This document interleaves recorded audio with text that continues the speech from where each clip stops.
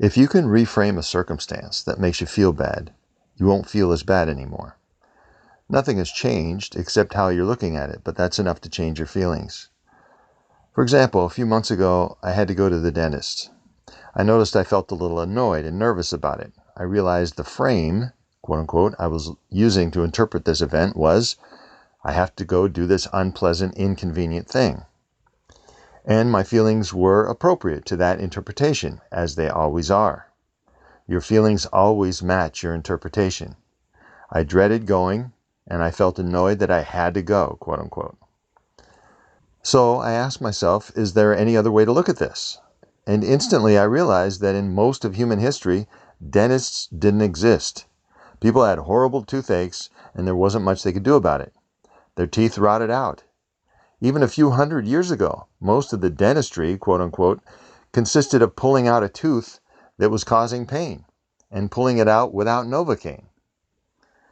But I go to a very clean office and my teeth are professionally maintained. Because of this, I'll probably have my teeth my whole life. My dentist goes out of his way to keep pain to a minimum. From this perspective, which is just as valid as my automatic interpretation, I'm lucky. I get to go to the dentist. When I thought about it that way, my mood shifted. I felt better. I felt fortunate to live in a time when people can take care of their teeth. I felt lucky to live in a place where we have dentists. That's how reframing works. It is surprisingly easy to do. All you have to do is, 1, notice some circumstances bringing you down, and 2, ask yourself if there is some other way to look at it. There are several ways to create a reframe, but this one works very simply and directly. Just ask, is there another way to look at this? An alternative method for creating a reframe is to work backwards. First ask, how would I like to feel about this? And then ask yourself, how would I have to see this in order to feel that way? So, for example, let's say Clark feels he has too much to do and it stresses him out. So Clark asks, how would I like to feel? He thinks about it for a minute and comes up with this answer. I want to feel relaxed. I still want to be motivated to get things done, but I want to feel at ease about what needs to be done. Now, the question, how would Clark have to look at all his things to do in order to feel that way? Here are a few reframes Clark might come up with. 1. The huge abundance of things to do makes it easier to do high-quality things. Since I think up things to do faster than I could ever do them, I have to be selective. So it's like the process of brainstorming. You come up with lots of ideas, and then you discard some of them, and what you end up with is high quality. Number 2, this moment is like an hourglass. The moments can only occur one at a time. I can't push the sand through faster than it goes. I can take each task 1 grain of sand at a time. 3, when I'm 95 years old and looking back on this time in my life, I would probably say, do a little less and enjoy a little more. Someday it will all be over. Clark can keep coming up with ideas until he hits a reframe that really changes his feelings the way he wants. That's a very productive way to create reframes.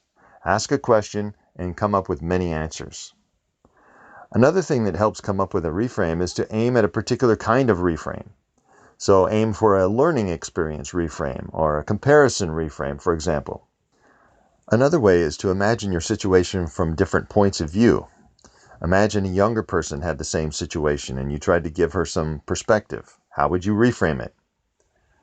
We'll explore a few more angles in the upcoming chapters, but the basic technique is to simply make a list of possible reframes. And one other thing that helps you come up with good reframes, before you sit down to make your list, do something that puts you in a good mood. Your good mood will boost your creativity. Watching a funny movie, or even merely watching 20 minutes of a funny movie, measurably improves your ability to creatively come up with ideas. Exercise, listen to music, take a hot bath, do whatever you know will put you in a good mood. Then sit down and make your list. And of course, you can do a brainstorming session with another person, or even several people. But you don't need any of that. Although these ideas make it easier to come up with good reframes, they're not necessary. You can sit down right now and take a few minutes and create a good reframe. It's just a matter of taking the time to do it. And even if you take the time and come up with a nice long list of possible reframes, it is possible that none of them are very good, but your time spent wasn't wasted. You have put that question solidly in your mind, and when you go on about your business, part of your mind will still be working on it. Sometime afterward, a few hours, even a week later, something may happen and you'll hear something and you'll get a good reframe. I remember once when I lived in an apartment building, I was bothered by noisy neighbors. They seemed to always have friends or family over, and during the summer especially, because everyone's windows were open, all the noise would really bother me. I'm a writer. I always liked it quiet when I was writing. It bothered me that it bothered me, if you know what I mean. And it didn't feel right to tell them to keep it down. It was, after all, in the middle of the day, and they were just enjoying each other's company. So I tried to reframe it, but my effort wasn't very successful. I came up with my list of possibilities, but none of them really did it for me. But obviously my mind was still working on it later when I came across a study that tested the creativity of 3 randomly selected groups. All 3 groups were given creativity tests. One group was in a quiet room, another group was in a room with a moderate level of restaurant noises, and the third group was in a room with relatively loud traffic noise. The group with the moderate level of noise came up with the most original ideas. When I read that, the reframe I was seeking popped into my head. My neighbors were helping me to be creative and original. Ever since then, whenever they were noisy while I was writing, the sounds they made no longer bothered me. I thought they might actually be helping my writing. This kind of spontaneous reframe has happened to me many times, but only after I really tried. So, put in the time trying to think up reframes, even if you don't seem to be successful at first. Your effort plants the question deep in your mind, helping you recognize the perfect reframe when it pops into your head. Another reframe I used at the time was to imagine that whoever was making noise was a friend of mine. I remember coming up with this because once one of my neighbors who I knew and liked was having a party one night and it didn't bother me at all. I figured it must be because I liked that neighbor. Quite a few times when I heard noises from other apartments, I imagined my best friend lived there and that his family was making the noise. It totally shifted how I felt about the noise. I wouldn't be bothered by it at all, partly because I would know he wasn't being, quote, inconsiderate to me. That means part of what made me upset must have been an assumption that those noisy neighbors were aware that their noise bothered me, but they did it anyway, which wasn't likely since I'd never said anything to them about it. In these and many other ways, I played with different perspectives and learned how much of a difference they can make. And in the process, I learned some practical methods for creating reframes. Subtitle: Disarming Hostility. If we could read the secret history of our enemies, wrote Henry Wadsworth Longfellow, we should find in each man's life sorrow and suffering enough to disarm all hostility. I have just come across 2 good examples of this. The first was from Stephen Covey. He was riding a New York subway one morning. It was a peaceful ride, with people reading the newspaper or looking out the window or resting with their eyes closed. Then a man and his children got on. The children were so loud and rambunctious, says Covey, that instantly the whole climate changed. As it turns out, the man sat right next to Covey and closed his eyes while the kids went wild. They were yelling and throwing things. Covey was irritated. How could this man ignore his children and their obnoxious behavior? Why didn't he do anything about it? Covey says, it was easy to see that everyone else on the subway felt irritated too. Covey did the best he could to restrain his irritation and said, "Sir, your children are really disturbing a lot of people. I wonder if you couldn't control them a little more." The man replied, "Oh, you're right. I guess I should do something about it. We just came from the hospital where their mother died about an hour ago. I don't know what to think, and I guess they don't know how to handle it either." As you can guess, this shifted Covey's perspective entirely, and he instantly went from irritated to sympathetic. The second example is from the book Team of Rivals, a book about Abraham Lincoln's presidential cabinet. Before Lincoln ran for president, he was a small-time attorney, but one day he was invited to participate in an important trial.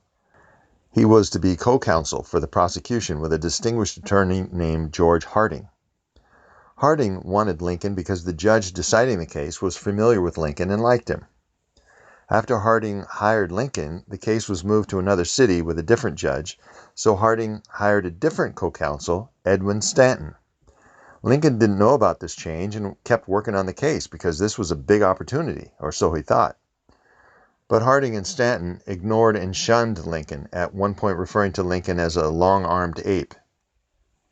Stanton did not want Lincoln involved in the case, and Stanton made this painfully clear. Stanton avoided him at mealtimes, letting Lincoln eat alone even though the two attorneys ate and stayed at the same hotel. Stanton never asked Lincoln to even show him the considerable amount of work Lincoln had already done on the case. As I was reading this, I thought Stanton was clearly a rude, mean person. Stanton insulted and humiliated Lincoln. A little later in the book, I learned more about Stanton, and he had enough sorrow and suffering in his life to disarm all my hostility. Stanton had been married and was deeply in love. He was happier than he'd ever been in his life. He and his wife had 2 children together. Everything was wonderful, but then one tragedy after another tore his world apart. First, their daughter died of scarlet fever. While he was still reeling from that heartbreak, Stanton's wife died of bilious fever.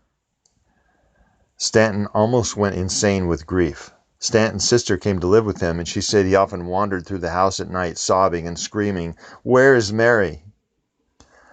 A little while later, Stanton's younger brother got a fever that damaged his brain. He was unhinged, quote unquote, and purposefully cut his own neck with a sharp instrument and bled to death, spraying blood all over the room, even up to the ceiling. Stanton lived nearby and had to come take care of things. His brother had a wife and 3 kids that Stanton was now responsible for.